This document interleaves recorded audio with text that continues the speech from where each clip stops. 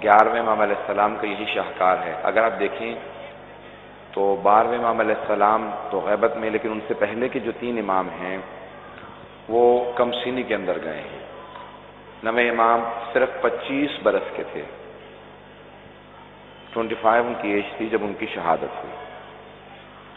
10ویں امام 41 سال کے تھے، 41، یہ بھی کوئی زیادہ ایج نہیں، اور 11ویں امام صرف 28 سال کے تھے، 28۔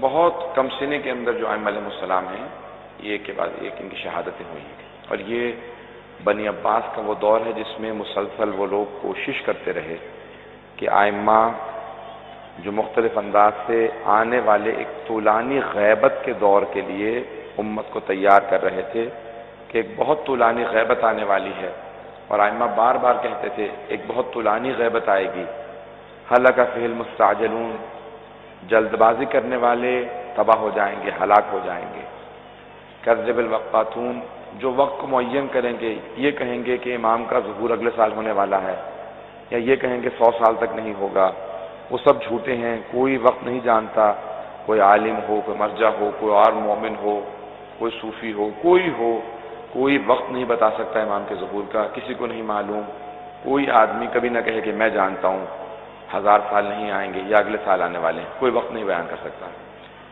تو یہ مختلف ادوار کے لیے ائمہ تیار کر رہے تھے، خصوصاً یہ جو آخری 3 امام تھے انہوں نے ذہنوں کو تیار کیا تاکہ لوگوں کو معلوم ہو غیبت میں کیسے وقت گزارنا ہے۔ 11ویں امام نے بھی اسی انداز سے کیا کیا کہ اپنے ایک وکلا کا جال بچھایا اور 12ویں امام کا مسلسل تعارف کرواتے رہے۔ جواسیس یعنی جاسوس بیٹھے رہتے تھے امام کے گھر پہ، خواتین خدمت کے غرض سے، مرد آتے تھے باہر کھڑے رہتے تھے کہ سب کو معلوم تھا پیغمبر اسلام کہہ گئے میرے 12 وصی ہوں گے، تو 11ویں امام یہ ہیں، 12ویں نے انہیں کے ہاں آنا ہے، تو کسی طریقے سے جب معلوم ہو تو ان کو اسی وقت قتل کر دیا جائے، شہید کر دیا جائے۔ یہ بڑے بڑے دشمنوں کی سازش تھی۔ تو 11ویں امام علیہ السلام بے انتہا اختناق میں، بے انتہا کہہ لیجئے کہ ان کے اوپر جاسوس بیٹھے رہتے تھے، لیکن پھر بھی وہ اپنے پیغام کو پہنچاتے تھے۔ ایک بہت بڑی سازش قرآن کے خلاف شروع ہوئی 11ویں امام کے دور میں، اور اس میں کوشش یہ کی گئی، اسحاق کندی نامی ایک بہت بڑا عالم تھا، اس نے کوشش یہ کی، جو منحرف ہو جاتے ہیں بعض اوقات لوگ جب زیادہ پڑھ لکھ جاتے ہیں اور ان کی صحیح رہنمائی نہیں ہوتی، صحیح تربیت نہیں ہوتی، تو کیا ہوتا ہے کہ وہ قابلیت کی وجہ سے بعض اوقات گمراہ ہو جاتے ہیں۔ ائمہ کی مسلسل خدا کی طرف سے مسلسل ہدایت کی ضرورت ہوتی ہے انسان کو صراط مستقیم پہ رہنے کے لیے۔ تو اسحاق کندی جو ہے بہت قابل تھا، اس نے کتاب کا نام رکھا، ابھی کتاب چھپی نہیں تھی لیکن مشہور ہو گئی، کتاب کا نام رکھا التناقض فی القرآن، قرآن میں تناقض ہے، معاذ اللہ یعنی کنٹرڈکشن ہے، قرآن میں تضاد پایا جاتا ہے۔ اس نے کتاب لکھنا شروع کر دی، اور یہ 11ویں امام کا دور تھا، ہر جگہ مشہور ہو گئی، لوگ بڑے پریشان ہوئے کہ یہ آدمی 20 سال سے ایک کتاب لکھ رہا ہے، ابھی چھپی نہیں ہے لیکن 20 سال میں شہرت ہو گئی کہ یہ ثابت کر رہا ہے قرآن میں کنٹرڈکشن ہے، تضاد ہے، ہر جگہ باتیں ہونے لگیں۔ 11ویں امام کا دور آیا تو آپ نے اپنے ایک شاگرد سے کہا کہ تم اس سے قریب ہو جاؤ، کہ مولا اس سے قریب ہونے کا فائدہ کیا ہوگا؟ آپ نے کہا قریب ہو جاؤ، میں بتاؤں گا فائدہ کیا ہوگا۔ صرف قریب ہو جاؤ، وہ تم پہ اعتماد کرنے لگے، وہ تم پہ ٹرسٹ کرنے لگے، جب قریب ہو جاؤ گے میں بتاؤں گا، تمہاری تربیت کروں گا کیسے سوال کرنا ہے۔ کا اچھا مولا، تو وہ امام کا شاگرد ہر روز جا کے اسحاق کندی کی خدمت کرنے لگا اور جا کے اس کی کتابوں کو صحیح کر کے رکھتا، ایسے ویسے۔ وہ سوچ رہا تھا کہ امام کہیں گے کتاب چرا لو، کا نہیں، ایک سوال کہوں گا اس سے سوال کر لینا۔ جب ایک دن اسحاق کندی نے دیکھا کہ بہت قریب ہو گیا، وہ اس پہ ٹرسٹ کرنے لگا ہے، تو بہرحال اس کو کتابیں لے جانے دینے لگا۔ اب اس نے کہا مولا میں بہت قریب ہو گیا ہوں، اب بتائیے کام کیا ہے؟ امام نے کہا اس سے صرف ایک سوال کر لینا، یہ سوال سمجھنے کی کوشش کیجیے گا۔ امام نے کہا صرف ایک سوال کر لینا۔ کہا مولا کیا سوال کروں؟ کہا اس سے سوال یہ کرنا کہ تم اتنی مدتوں سے یہ کتاب لکھ رہے ہو کہ قرآن میں کنٹرڈکشن ہے، قرآن میں تناقض ہے، قرآن میں تضاد ہے، قرآن کی باتوں میں ٹکراؤ ہے، ایک بات دوسرے سے ٹکراتی ہے، تو یہ بتاؤ کیا تم نے آیات کو ویسے سمجھا ہے جیسا کہ اللہ جس نے قرآن نازل کیا ہے اس نے سمجھانا چاہا ہے؟ بہت سے لوگ سمجھ گئے، بہت سے لوگوں کو شاید اور وضاحت کرنی پڑے گی۔ کہا یہ پوچھو اس سے کہ تم نے قرآن کے معنی کو ویسا سمجھا جیسا اللہ نے سمجھانا چاہا ہے؟ اس نے کہا بس مولا اتنا سا سوال؟ مولا نے کہا ہاں۔ اس بیچارے شاگرد کو بھی مولا کے سوال سمجھ میں نہیں آیا تھا۔ مولا نے کہا بس یہ سوال کر لینا، وہ سمجھ جائے گا میں نے کیا سوال کیا ہے، لیکن یہ مت بتانا سوال کس کا ہے، یہ سوال تم کہنا میرا ہی ہے، تاکہ اپنے طور پہ سوال کرو، میں نے تمہیں سمجھایا تم اپنے طور پہ سوال کرو گا۔ ٹھیک ہے مولا میں سوال کر لوں گا۔ اب وہ اسحاق کندی کے پاس گیا، کہا استاد میرا ایک آپ سے سوال ہے، اگر آپ برا نہ منائیں میرے سوال کا جواب دیجیے۔ کہاں پر خدا بتاؤ سوال کیا ہے؟ کہ یہ بتائیے جو آپ کتاب لکھ رہے ہیں کنٹرڈکشن فی القرآن، قرآن میں تناقض ہے، تضاد ہے، ٹکراؤ ہے، تو یہ بتائیں کیا آپ یہ جو ٹکراؤ پیش کر رہے ہیں، قرآن میں ٹکراؤ ہے، تضاد ہے، آپ نے آیتوں کو ویسا سمجھا ہے جیسا اللہ نے سمجھانا چاہا ہے؟ تو ایک مرتبہ وہ خاموش ہو گیا، کچھ دیر سوچتا رہا، کہا یہ تجھے سوال کس نے بتایا ہے؟ کہ تجھے سوال کس نے بتایا؟ کہ میرے اپنے ذہن میں سوچا۔ کہ نہیں تیرے ذہن کی ایجاد نہیں ہے یہ سوال۔ کہا کیوں؟ میں کیوں نہیں سوچ سکتا؟ کہا 20 سال سے میں کتاب لکھ رہا ہوں، میں تیرا استاد ہوں، میرے ذہن میں یہ سوال نہیں آیا۔ جب میرے ذہن میں نہیں آیا تو تیرے ذہن میں کیسے آ سکتا ہے؟ یہ کسی بہت بڑے آدمی کا سوال ہے جو علم کا سمندر ہوگا۔ کہا یہ مجھے امام حسن عسکری نے سوال بتایا۔ اس نے کہا ان کے اللہ صلاح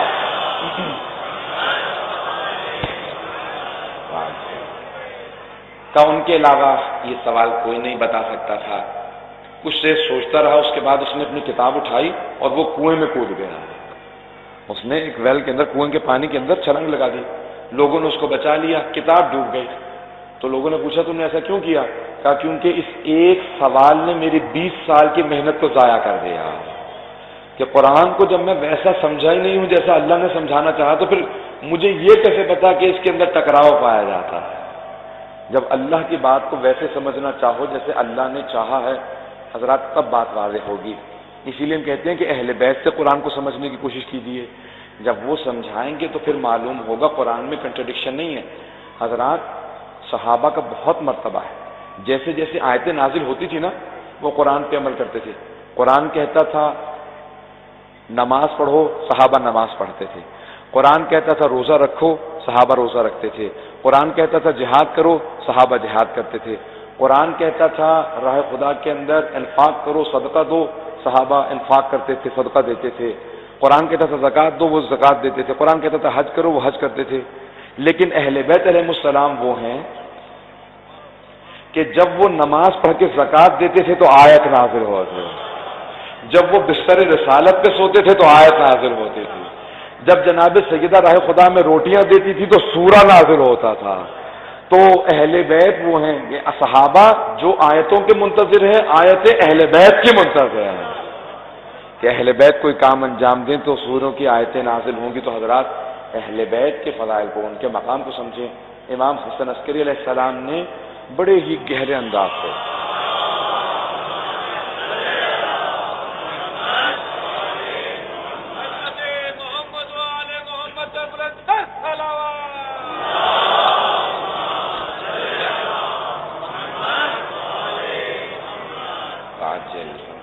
تو حضرات یہ دور تھا 11ویں امام کا جہاں پہ آپ ذہنوں کو تیار کر رہے تھے کہ قرآن کو سمجھو اور آل محمد کو سمجھو۔ تو مختلف لوگ آتے تھے، سوالات کرتے تھے۔ امام اپنے گھر میں سامرہ کے اندر جہاں پہ آپ کے بابا کا روضہ بھی تھا، آپ نے پورا اہتمام کر رکھا تھا، تو آپ مسلسل جتنی بھی اس وقت حضرت کی تحریکیں تھیں سب کو تعارف کروا رہے تھے کہ اہل بیت علیہ السلام سے سمجھنے کی کوشش کرو۔ آج ایک تفسیر بھی موجود ہے جسے منسوب امام حسن عسکری علیہ السلام کرے، منسوب ہے لیکن لازمی نہیں کہ سب کچھ امام کا ہو، کیونکہ ان کے شاگردوں سے کوتاہی ہو سکتی ہے سننے میں، سمجھنے میں، تو اس لیے انہوں نے لکھا کہ امام نے جیسا بتایا تھا۔ لیکن ہر چیز ہمارے علماء کہتے ہیں کہ یہ امام سے نہیں ہے، لیکن انہوں نے اپنے طور پہ کوشش کی کہ امام نے جو کچھ کہا اور جتنا یاد رہا انہوں نے لکھ دیا۔ تو امام نے مختلف شاگردوں کو تیار کیا اور بہت بڑے بڑے راویان حدیث کو تیار کیا، بڑے بڑے علماء کو تیار کیا۔ اس کے فوراً بعد اصول کافی لکھی گئی، بڑی بڑی کتابیں لکھی گئیں حدیث کی، شیعہ سنی دونوں مکتب فکر کے اندر۔ تو 11ویں امام نے سارے کے سارے اس زمانے کے مؤمنین کو، مسلمانوں کو تیار کیا کہ دیکھو رسول خدا نے جو وعدہ کیا تھا وہ پورا ہوگا۔ حضرات آج میں صرف ایک اور دو باتیں پیش کروں گا 11ویں امام کی زندگی سے، اور پھر 11ویں امام کے جو شہادت کے اور آخری امامت کے دور ہیں اس کے متعلق بات کرنا چاہتا ہوں۔ صلی اللہ علیہ محمد علیہ محمد۔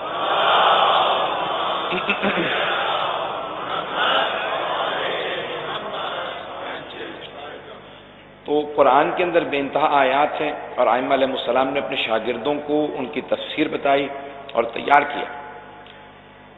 11ویں امام علیہ السلام نے کیا کیا کہ جو خمس کا نظام قائم ہوا تھا تعارف کروایا، کہا کہ میرے وکلاء کو دو، اور وکلاء کو بتایا کہ کہاں کہاں مصرف ہو سکتا ہے، خمس کے مصارف کیا ہیں، یعنی کہاں پہ اسپینڈ کیا جا سکتا ہے، کہاں خرچ کیا جا سکتا ہے، اور پھر تربیت کرنے لگے۔ امام کے ایک وکیل تھے جو قم میں رہا کرتے تھے۔ قم کے اندر، قم شروع سے امام کے ماننے والوں کی ایک شہر تھا جو ایران میں ہے، بھی بہت چھوٹا سا شہر تھا تو بہت بڑا شہر ہو گیا۔ تو وہاں سے ایک وکیل امام کا گیا اور ساتھ میں ایک شیعہ نے کہا کہ میں نے کہا میں جانا چاہتا ہوں تاکہ دیکھوں تو صحیح کہ 11ویں امام کے بعد وہ 12ویں امام کون ہوں گے جو پوری دنیا کو عدل و انصاف سے بھر دیں گے جیسے وہ ظلم و جور سے بھر چکے ہوگی۔ کہا میں جا کے امام سے پوچھوں گا۔ اب وہ آئے، جب سامرے آئے نا تو امام علیہ السلام نے فوراً اشارہ کیا، کہا کہ آج کا اپنا خمس مجھے مت دو، وہ جو 4 برس کا بچہ بیٹھا ہے نا اسے جا کے اپنا خمس دو، اس سے حساب کتاب کر لو۔ تو وہ شیعہ کہتا ہے کہ امام کے وکیل نے لے جا کے خمس کا حساب دینا شروع کر دیا۔ مجھے تعجب ہونے لگا کہ یہ کیسے امام ایک 4 برس کے بچے کے پاس بھیج دیا، بچے کو کیا معلوم ہوگا؟ تو کہا کہ بچے نے بغیر پوچھے فوراً کہنا شروع کیا، دیکھو اس تھیلے کے اندر اتنے پیسے ہیں، اس تھیلے میں اتنے پیسے ہیں، وہ جس شیعہ نے بھیجا یہ اس کو واپس کر دینا، اسے کہنا ہماری طرف سے ہم نے قبول کر لیا، تمہارے ہمسائے کے اندر ایک غریب آدمی رہتا ہے، یہ پیسے اس کو دے دینا۔ کہا یہ پیسے ہم نے قبول نہیں کیے۔ کہا مولا کیوں؟ کہا اس کے اندر اتنے پیسے ہیں لیکن جس شیعہ نے بھیجے ہیں نا اس نے اپنے ہمسائے کا حق مار رکھا ہے، اپنے بھائی کا حق مار رکھا ہے، ہم غصبی پیسوں سے خمس نہیں لیتے ہیں۔ کہا اسے کہنا واپس کر دے۔ پھر کہا کہ یہ جو تمہارا تھیلا ہے نا اس کے اندر اتنے دینار ہیں، اتنے درہم ہیں۔ کہا نہیں مولا اس میں اتنے نہیں، اس سے زیادہ ہیں۔ امام نے کہا نہیں، ابھی بیٹھ کے گن، جتنے میں نے بتائے ہیں اتنے ہی ہوں گے۔ تو انہوں نے گننا شروع کیا،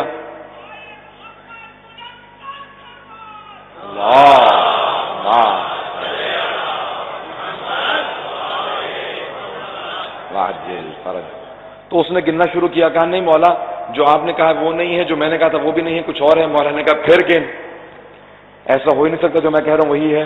اب وہ جو ساتھ میں شیعہ آیا تھا وہ دیکھنے لگا تعجب سے کہ کیسے اس بچے کو ہر چیز معلوم ہے۔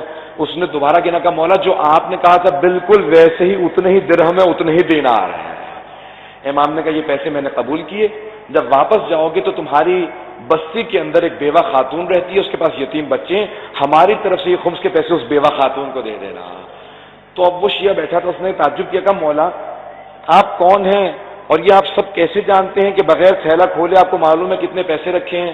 آپ نام تک جانتے ہیں، آپ یہ تک جانتے ہیں کس نے کس نیت سے بھیجے ہیں، غصبی ہیں کہ جائز پیسے ہیں؟ امام نے کہا تو نہیں جانتا، میں رسول خدا کا وہ فرزند ہوں جن کا انہوں نے وعدہ کیا تھا کہ زمین کو عدل و انصاف سے بھرے گا۔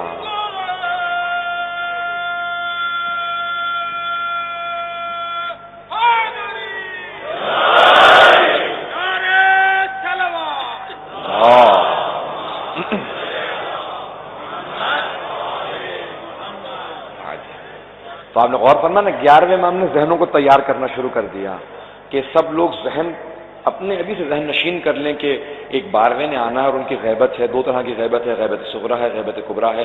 تو فوراً 11ویں امام نے ذہنوں کو تیار کیا اور فوراً وابستہ کرنا شروع کیا، کہ ابھی سے ذہن نشین کر لو ایک 12واں آنے والا۔ حضرات گزشتہ بھی بعض خلفاء جو تھے نا انہوں نے کیا کیا، جیسے مامون، سب ایک حدیث رسول خدا کی سب کے ذہنوں میں تھی کہ پیغمبر نے فرمایا میرے 12 وصی ہوں گے اور 12ویں کا نام مہدی ہوگا، تو سب کے ذہنوں میں یہ بات تھی۔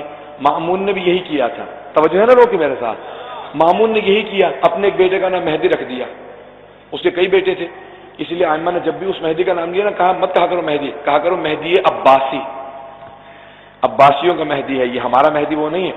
تو اس کے کئی بیٹے تھے، معتمد تھا، معتزد تھا اور یہ مہدی تھا۔ تو کیا کیا امام نے اب 8ویں امام کا دور تھا تو اس نے اپنے بیٹے کا نام مہدی رکھا اور وہ لوگوں سے کہنے لگا، کہا دیکھو رسول خدا کے جو چچا تھے عباس، میں ان کی نسل سے ہوں، اور رسول خدا نے کہا تھا کہ اہل بیت میں سے ایک مہدی آئے گا، دنیا کو عدل و انصاف سے بھر دے گا، تو یہ وہی مہدی ہے جو رسول خدا نے کہا تھا۔ اب کافی لوگ کنفیوز ہو گئے، بڑے پریشان ہونے لگے، تو اکثر اوقات وہ بلایا کرتا تھا، آواز دیتا تھا بیٹا مہدی کہاں ہو، جیسے آواز دیتا تھا نا تو سارے کے سارے لوگ متوجہ ہوتے تھے، کہتے تھے وہ مہدی ہے یا نہیں ہے؟ تو 8ویں امام تعظیماً کھڑے ہو کے کہتے تھے وہ جو مہدی جس کے ہم انتظار میں ہیں اس کا باپ بھی اس کی تعظیم میں کھڑا ہوتا ہے، اور جس کو یہ مہدی کہتے ہیں کبھی یہ مارتے ہیں کبھی بھائی مارتے ہیں، اسے کچھ معلوم ہی نہیں ہے کہ ہم جس مہدی کے منتظر ہیں وہ اللہ کی حجت ہے۔ تو ہر امام نے تاکید کی ہے کہ دیکھو پہچاننے کی کوشش کرو، جو حجت خدا ہوگا اس کے بے انتہا علامات ہوں گی، وہ اللہ کا نمائندہ ہے۔ تو اب 11ویں امام سارے اذہان کو تیار کر رہے ہیں، ہر ماننے والے کو، ہر جاننے والے کو، ہر مسلمان کو متوجہ کرتے تھے یاد رکھو غیبت آئے گی، بہت سے لوگ ہلاک ہو جائیں گے۔ اور پھر امام نے کثرت سے لوگوں کے اندر، اچھا کئی لوگوں کو یہ شبہ تھا کہ بھئی جواسیس جاتے رہتے تھے، جاسوس آتے تھے، اور اکثر خواتین اندر آتی تھیں، کہتی تھی امام کی ازواج کے اوپر نگاہ رکھنا، جب بھی ولادت کے آثار ہوں فوراً جا کے خبر کر دینا بادشاہوں کو۔ تو حضرات جس طرح سے جناب ابراہیم کا کبھی معلوم ہی نہیں تھا نمرود کو کہ ان کی ولادت ہونے والی ہے، کیونکہ اللہ کا وعدہ تھا کہ ایک بچہ آئے گا، وہ جوان ہوگا، ابراہیم بنے گا، نمرود کو شکست دے دے گا۔ اسی طرح سے اللہ نے وعدہ کیا تھا جناب موسیٰ کے لیے کہ جناب موسیٰ کی ولادت ہوگی، جوان ہوں گے اور فرعون کو شکست دے دیں گے۔ تو اسی طرح سے اللہ نے وعدہ کیا تھا کہ کوئی مہدی برحق آئے گا۔ تو اب وہ سارے کے سارے عباسی جو تھے وہ بار بار امام حسن عسکری علیہ السلام کی ازواج کی جاسوسی کے لیے خواتین کو بھیجتے تھے، کہتے تھے بس ملنے چلی جایا کرو، دیکھا کرو کہ آثار ولادت تو نہیں ہے، اور آثار ولادت ہمیشہ چھپے رہتے تھے۔ تو جب جیسے ہی امام حسن عسکری علیہ السلام نے ایک رات نیمہ شعبان کی رات میں اپنی پھپھی جناب حکیمہ خاتون سے کہا کہ پھپھی جان آج رات ہمارے گھر میں رک جائیے گا، کیونکہ وہ جو 12ویں کے لیے رسول خدا نے وعدہ کیا تھا آج اس کی آمد ہے۔ آج حجت خدا پوری دنیا کے اندر جو عدل و انصاف قائم کرنے والا ہے۔ تو جناب حکیمہ خاتون نے بھی تعجب کیا، سوال کیا، کہا کہ بھتیجے آپ کی کون سی زوجہ سے ولادت ہے؟ کوئی ولادت کے آثار نہیں ہے۔ کہا پھپھی اماں نرجس خاتون کے حجرے میں رہیے گا، آج رات ولادت کی رات ہے۔ جناب نرجس خاتون کہتی ہیں جب آدھی سے زیادہ رات گزر گئی تو میں سوچنے لگی کہ آج رات ولادت ہے بھی یا نہیں ہے، کوئی آثار ہی نہیں ہے۔ کہ میں سوچ رہی تھی کہ باہر صحن کے اندر سے امام حسن عسکری نے آواز دی کہ پھپھی اماں اللہ کے وعدے پہ شک نہ کیجیے گا، آج ہی رات آمد ہے۔ کہ کچھ ہی دیر گزری تھی، میں نے کہا میں تجدید وضو کر رہا ہوں۔ کہ جیسے میں وضو کر کے واپس آئی تو دیکھا کہ پورا حجرہ نور سے بھرا ہوا ہے۔ میں نے دیکھا کہ شاید آگ نہ لگ گئی ہو، جب دیکھا تو دیکھا ایک زمین پہ بچہ سجدے میں ہے اور بار بار سجدہ کر کے کہہ رہا جاء الحق وزہق الباطل ان الباطل کان زہوقا، حق آ گیا ہے، باطل جا رہا ہے، باطل آیا ہی جانے کے لیے تھا۔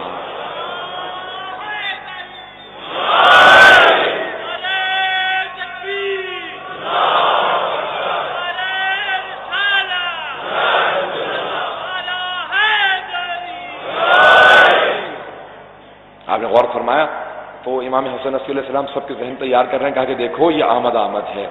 جناب نرجس خاتون کہتی ہیں جیسے میں نے بچے کو دیکھا نا، میں نے اٹھایا دیکھا کہ بچہ نہایت پر نور ہے، ایسی میں نے مخلوق دنیا میں صرف آئمہ کی شکل میں دیکھی ہے۔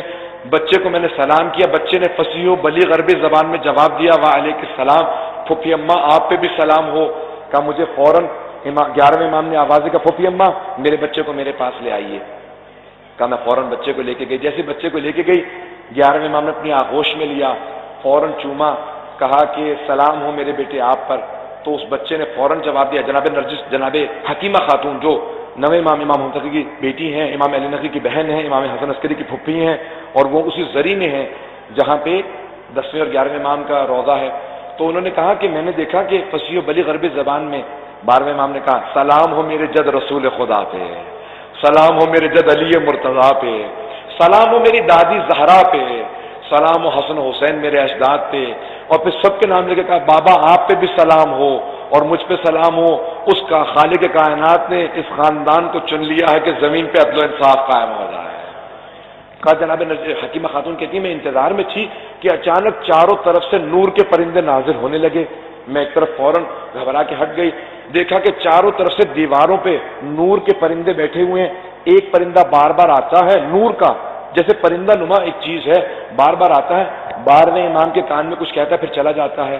میں بڑی پریشان تھی، اچانک 11ویں امام علیہ السلام نے کہا پھپھی اماں یہ ملائکہ ہیں جو اللہ کی طرف سے آسمان سے نازل ہوئے ہیں، اور یہ جو آپ بار بار دیکھتی ہیں نا کہ کان میں آ کے میرے بیٹے سے کچھ کہتا ہے، یہی جناب جبرائیل ہیں جو کہتے ہیں کہ آپ اللہ کے ولی ہیں، ملائکہ نے آپ کو سلام بھیجا ہے۔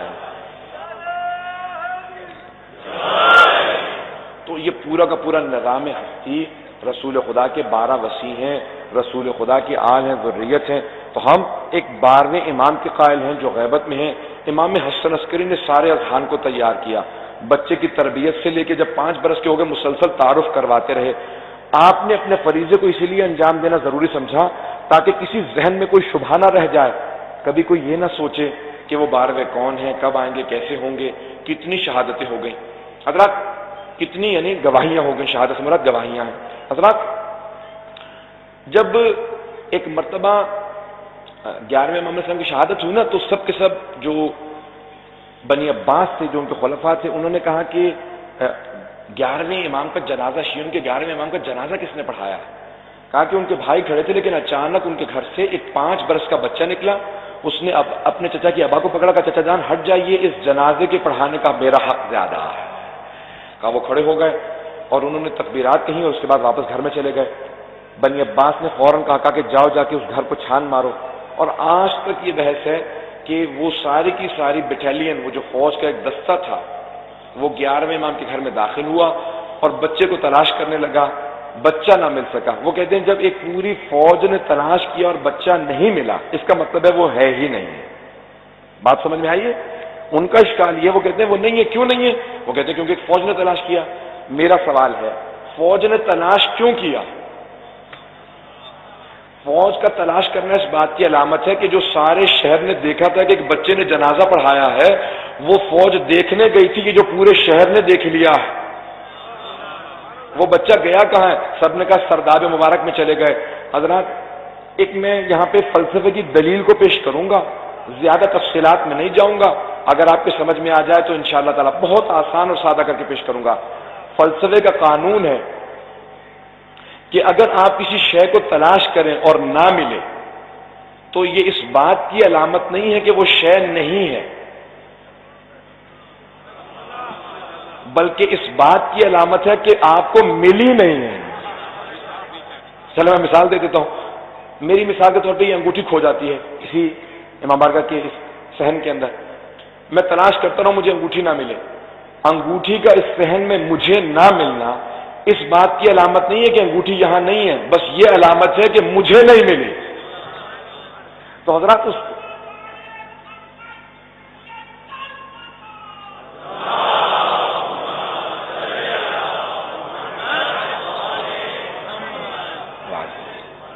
آپ نے غور فرمایا؟ تو فلسفے کا قانون ہے کہ اگر شے کوئی چیز گم ہو جائے اس کو تلاش کرو تو نہ ملنے پہ یہ دلیل نہیں ہے کہ وہ شے نہیں ہے۔ تو حضرات اب ساری کی ساری فوج تلاش کر رہی ہے، تو اسی لیے ابتدائی علماء کے اندر اختلاف یہ تھا کہ امام زمانہ کی غیبت یعنی کیا؟ آیا غیبت سے مراد، یہ میں اگلے چند دنوں پہ مولا سے متعلق پیش کرتا رہوں گا مطالب کو، کہ آیا غیبت سے متعلق یہ ہے کہ امام انویزیبل ہیں، یعنی آنکھوں سے اوجھل ہیں، آنکھوں سے غائب ہیں، یا نہیں غائب نہیں ہیں، سامنے ہوتے ہیں لیکن پہچانے نہیں جاتے، کیونکہ غیبت کی اقسام ہیں، قرآن نے غیبت کی اقسام پیش کی ہیں۔ ایک ہے غیبت کے انسان غائب ہے، آنکھوں سے اوجھل ہے، اور ایک نہیں، غائب نہیں ہے لیکن پہچان میں نہیں آتا۔ جیسے جناب یوسف کے بھائی جب مصر پہنچے، جناب یوسف عزیز مصر بن چکے تھے، سب بھائی دیکھ رہے تھے لیکن پہچان نہیں رہے تھے کہ یہی یوسف ہے، تو یہ بھی غیبت ہے، یعنی آنکھوں کے سامنے پہچانے نہیں جا رہے۔ تو علماء میں اختلاف اس بات پہ ہے کہ آیا امام زمانہ آنکھوں سے غائب ہیں یا غائب نہیں ہیں، دیکھنے میں آتے ہیں پہچانے نہیں جاتے۔ حضرات امام اگر چاہیں تو غائب ہو جائیں اور چاہیں نظر آئے پہچانے نہ جائیں۔ اب سیرہ حلبیہ جو ہمارے اہل سنت والبرادران بھائیوں کی ایک سیرت نبوی ہے، وہیں سے پیش کر رہا ہوں، جلد اول میں، پیغمبر مکے میں ہے، اور دلیل کے طور پہ پیش کر رہا ہوں بات کو، پیغمبر اسلام مکے میں ہے۔ صرف 2 دلیلیں پیش کروں گا، تفصیلات میں نہیں جاؤں گا، کیونکہ میں خود اگر 12ویں امام پہ چاہوں تو ایک سے زیادہ شرح پڑھ سکتا ہوں، کئی دلیلیں موجود ہیں، خود میرے پاس ایک انسائکلوپیڈیا موجود ہے۔ 12ویں امام کوئی مختصر موضوع نہیں ہے، یہ خود کئی اشروں کا موضوع ہے۔ تو کیا کہ 2 دلیلیں پیش کر رہا ہوں۔ تو جناب سیرہ حلبیہ کے اندر الفاظ ہیں کہ جناب ختم مرتبت پہ ام جمیل ابو لہب کی بیوی، وہ کیا کرتی تھی، آ کے اذیت کیا کرتی تھی، اوجری پھینک دیا کرتی تھی، توہین کرتی تھی پیغمبر اسلام کی۔ تو مسجد الحرام میں پیغمبر اسلام خانہ کعبہ کے سامنے بیٹھے ہیں اپنے صحابہ کے ساتھ، اتنے میں ام جمیل کو آتے دیکھا، پیغمبر اسلام نے فوراً کہا یہ آ رہی ہے، مجھے دیکھ نہیں پائے گی، تو صحابہ تعجب کرنے لگے کہ جب آ رہی ہے پیغمبر اسلام سامنے بیٹھے تو دیکھ کیسے نہیں پائے گی. اتنے میں وہ آئی، آ کے صحابہ سے سوال شروع کیا، کہاں رسول محمد کہاں ہے؟ وہ تو نہیں ماننا، رسول خدا تو نہیں مانتی تھی. کہاں ہے؟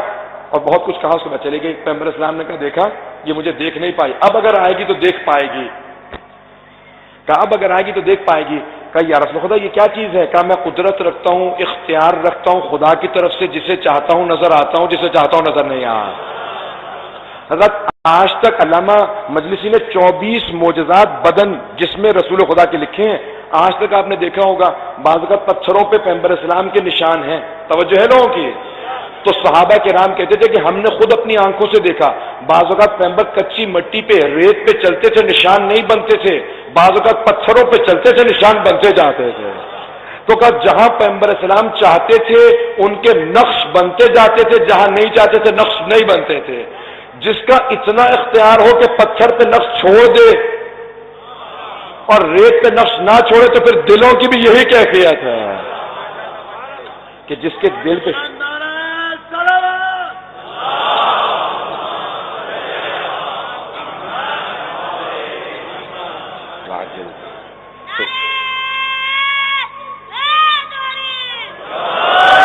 تو حضرات 11ویں امام علیہ السلام نے ہر ذہن کو تیار کیا کہ پہچان بھی لو، جان بھی لو، دیکھ بھی لو، یاد بھی رکھو اور دوسروں تک پہنچاؤ کہ 12واں آ چکا ہے غیبت میں جانے والا. تو ذہن تیار ہونے لگے، اور جس طرح سے ذہن تیار ہوئے سمجھایا جا رہا تھا. دیکھو یہ غیبت، دیکھیں حضرات ائمہ علیہ السلام نے ہمیشہ کہا کہ ہم قادۃ الامم ہیں، امتوں کے قائد ہیں. عربی زبان میں 2 اصطلاحیں استعمال ہوتی ہیں، قائد اور سائق. قائد لیڈر کو کہتے ہیں، سائق ڈرائیور کو. موجودہ زبان میں سائق، اچھا اوریجنل بنیادی عربی زبان میں اونٹوں کو چرانے والوں کو قائد و سائق کہا جاتا تھا. مجمع کی توجہ ہے نا میرے ساتھ؟ اونٹوں کو چرانے والوں کو، لیکن ایک فرق کے ساتھ، جو اونٹوں کو آگے سے پکڑ کے چلتا تھا نا اسے قائد کہا جاتا تھا، اور جو پیچھے سے ہانکا کرتا تھا ڈنڈا پکڑ کے ہاتھ میں ہانکنے والا اونٹوں کو، اسے سائق کہا جاتا تھا. ائمہ کہتے ہیں نحن قادۃ، ہم امتوں کے قائد ہیں، سائق نہیں ہیں. ہم لاٹھیوں سے مار مار کے چلانے والے نہیں ہیں، ہم لیڈ کرنے والے ہیں، ہم رہبری کرنے والے ہیں، ہم قیادت کرنے والے ہیں. قیادت کے لیے ایک شرط ہے، وہ جو سامنے چلتا ہے نا اونٹوں کے، تو وہ ایک اونٹ کی مہار کو پکڑتا ہے، باقی سارے اونٹ قطار میں چلتے رہتے ہیں. ان اونٹوں کے لیے تربیت شرط ہے، وہ جب سدھائے ہوئے ہوتے ہیں نا، تربیت یافتہ ہوتے ہیں، تو وہ ایک کی مہار کو پکڑتا ہے، باقی سارے ایک قطار میں چلتے رہتے ہیں. لیکن جب وہ سدھائے ہوئے نہیں نہ ہوتے تو کوئی ادھر بھاگتا ہے، کوئی ادھر بھاگتا ہے. وہ ایک ہاتھ میں چھڑی لے لیتا ہے اور وہ مارتا، وہ سب کو واپس گلے میں لے کے آتا ہے. مولا نے کہا دیکھو ہم چھڑیوں سے مار مار کے لے کے نہیں آئیں گے، وہ تو بہت سے موجود ہیں. آج جتنے حکمران ہیں وہ چھڑیوں سے مار مار کے لانے والے ہیں. مولا نے کہا ہم قائد ہیں، تم اپنی تربیت کر لو، ہم قیادت کے لیے آ جائیں گے. کمی امام میں نہیں ہے، کمی ہم میں ہے، یہ یاد رکھیں. برحمتك يا أرحم الراحمين وصلى الله على محمد وآله الطاهرين.